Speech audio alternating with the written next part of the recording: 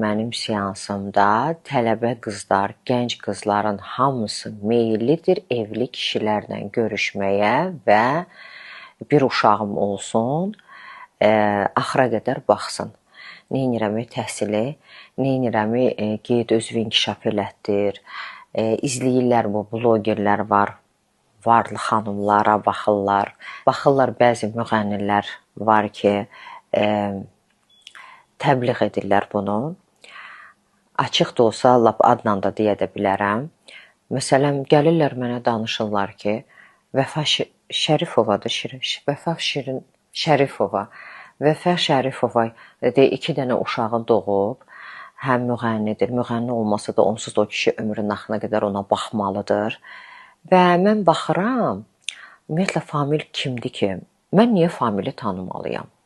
Mənim yanıma gələn bugün 19-20 yaşındakı gənc qızlar mənə Famili misal çəkəndə ki, mən Famili tanımıram, mənə Şəbnəmi çəkəndə, mənə Vəfanı deyəndə və yaxud da yerindən duran bu dəqiqə toylar müğənnisi olmaq istəyir də, səs yoxdur.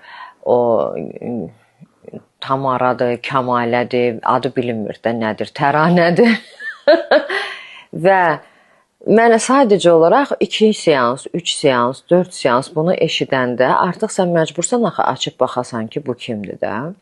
Və mən açıb baxanda o dilənçi kimi toylarda pul yığmaqlar ki, bu hardan gəlir? Mən hardasa dedim bunu görmüşəm. Və bu çeçenlərin bir Fatiması var, müğənnisi.